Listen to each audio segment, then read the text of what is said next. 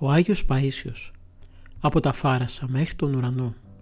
Μία πορεία γεμάτη πίστη, θαύματα και αγάπη για τον συνάνθρωπο. Την Παρασκευή στις 21 Μαρτίου, δηλαδή αύριο, στις 10 παρά 10, θα μείνουμε όλοι πάλι κολλημένοι στις οθόνες μας. Αύριο το βράδυ, ακολουθήστε κι εσείς τα βήματα του Γέροντα Παΐσιου σε ένα ταξίδι γεμάτο δοκιμασίες, πνευματικές αναζητήσεις και θεία φώτιση. Μια ιστορία που δεν είναι απλώς αφήγηση, αλλά ένας φάρος ελπίδας και πίστης για όλους. Όπως αναφέρει το περιοδικό Τηλεθεατής, η ζωή του Αγίου Παΐσιου στην Αιγυπτιακή έρημο, όπου οι πατέρες της Μονής του Σίνα του έχουν παραχωρήσει ένα κελί, ήταν πολύ δύσκολη. Αφιερωμένος στη σκληρή πνευματική άσκηση, διαπίστωσε πως η υγεία του επιδεινώθηκε ραγδαία. Κάτι που τον ανάγκασε να καταλήψει το Σίνα και να γυρίσει στο Άγιον Όρος. Στο αυριανό 8ο επεισόδιο λοιπόν, θα δούμε ότι η επιστροφή του σηματοδοτεί μια νέα πορεία. Καθώς γύρω του μαζεύονται νέοι μοναχοί, οι οποίοι του ζητούν να γίνουν πνευματικώς σωπημένες. Εκείνος φυσικά δέχεται, αλλά η επιβαρημένη υγεία του τον προδίδει. Γεγονός που τον οδηγεί στους γιατρούς της Θεσσαλονίκης. Ακόμα και εκεί όμως επιδίδεται σε νέους αγώνες, αφού γνωρίζει τον πατέρα Πολύκαρπο, ο οποίος προσφέρεται να τον βοηθήσει, ενώ παράλληλα του γνωρίζει τις πνευματικές του κόρες, που επίσης επιθυμούν να ακολουθήσουν τον πναχισμό. Λίγο αργότερα ο πατέρας Παΐσιος υποβάλλεται σε ένα επικίνδυνο χειρουργείο, κατά το οποίο του αφαιρεί το μισός πνεύμονας. Η φήμη του ωστόσο έχει τόσο εξαπλωθεί, που στο νοσοκομείο που νοσηλεύεται συγκεντρώνεται πλήθος κόσμου για να του συμπαρασταθεί. Σύμφωνα με το βίο του το 1962, πήγε στην Ιερά Μονή Αγίας Εκατερίνης Όρου Σινά, όπου παρέμεινε για 2 χρόνια στο κελί των Αγίων Γαλακτίωνος και Επιστήμης, όπως άλλωστε είδαμε στο προηγούμενο επεισόδιο. Έγινε ιδιαίτερα αγαπητός στους Βιδουίνους, δίνοντάς τους τρόφιμα με χρήματα από την πόλη στους προσκυνητές ξύλινων σταυρών, όπου έφτιαχνε ο ίδιος. Αναγκάστηκε όμως να φύγει εξαιτίας της υγείας του. Το 1964 επέστρεψε στο Άγιον Όρος και έμεινε στη σκήτη τιμίου προδρόμου Ιβύριων.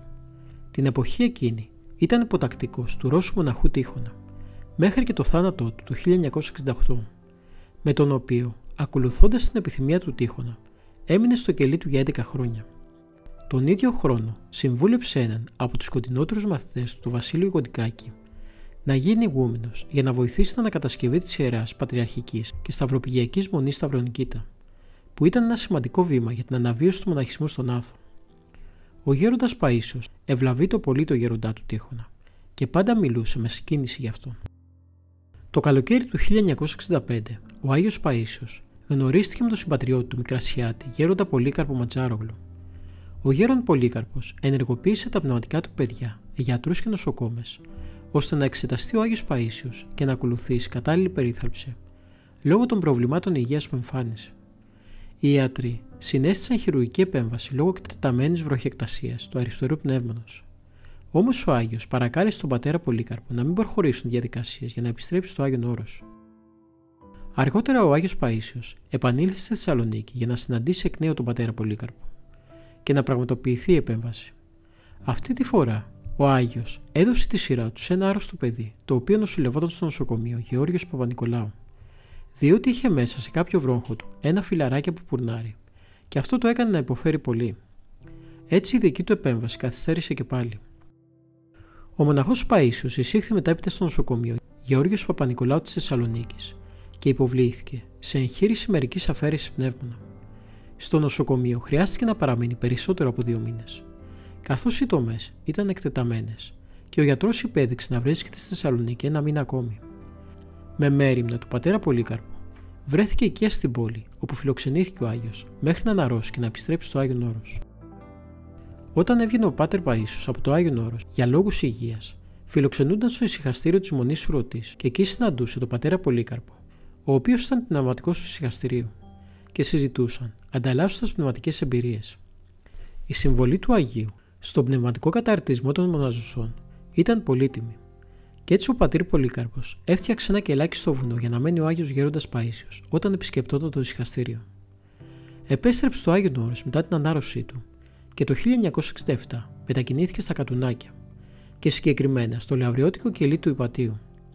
Μετά μεταφέρθηκε στη Μονή Σταυρονικήτα, όπου βοήθησε σημαντικά σε χειρονακτικές εργασίες, συνεισφέροντας στην ανακαίνιση του μοναστηριού. Το 1979 αποχώρησε από τη σκήτη του Τιμίου Σταυρού και κατευθύνθηκε προς τη Μονή Κουτλομουσίου.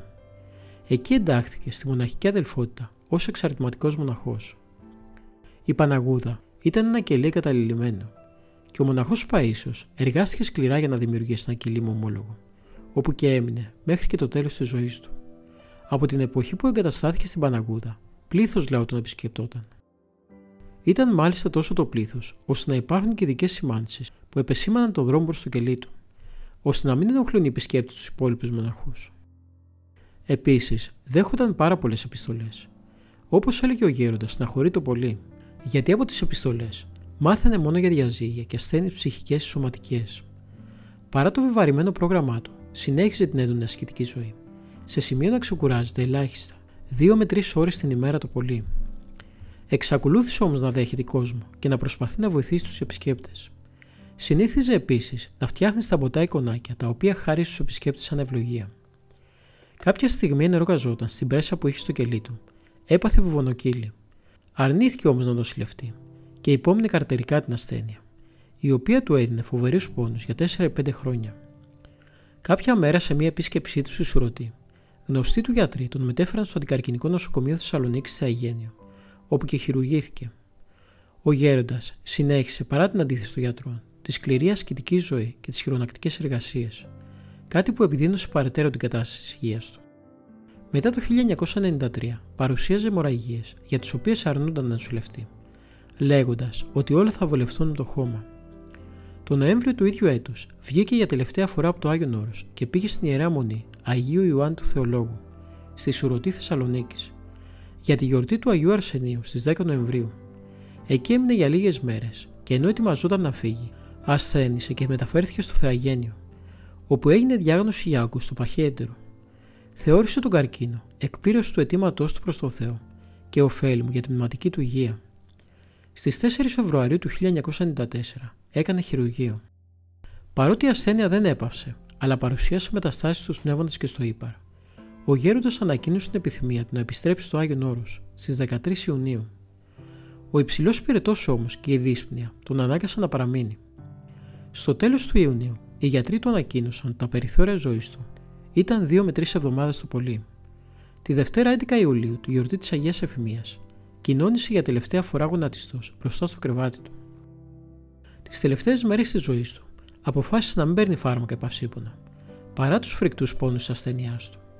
Τελικά κοιμήθη εν Κυρίω την 3η 12 Ιουλίου του 1994 και ώρα 11 το πρωί, σε ηλικία 70 ετών, και ενταφιάστηκε στην Ιερά Μονή Αγίου Ιωάννου του Θεολόγου στη Σουρωτή Θεσσαλονίκης. Έκτοτε, κάθε χρόνο, στις 11 προς 12 Ιουλίου στην εορτή του, τελείται αγρυπνία στο Ιεροσυχαστήριο, με συμμετοχή χιλιάδων πιστών. Η θεολογία του Αγίου Παϊσίου συνοψιζόταν με 2 λέξεις: αγάπη και ταπείνωση, προτείνοντας το παράδειγμα του Θεανθρώπου Χριστού. Δίδασκε την πίστη στον Τριαδικό Θεό, την τιμή στην Παναγία και τους Αγίους και το σεβασμό στη διδασκαλία της Αγίας Γραφής και των πατέρων της Εκκλησίας. Προσευχόταν μυστικά, καθημερινά, νυχθημερών στον Χριστό και την Παναγία πολλές ώρες, για όλο τον κόσμο, τους ανθρώπους και ολόκληρη τη φυσική δημιουργία, υπέρ της ειρήνης του σύμπαντος κόσμου, και προτιμώντας κάποιες φορές να προσεύχεται και για τους απόντες από το να ανοίγει την πόρτα της καλύβας στους επαρόντες επισκέπτες, ενώ απέφυγε κάθε εντυπωσιασμό.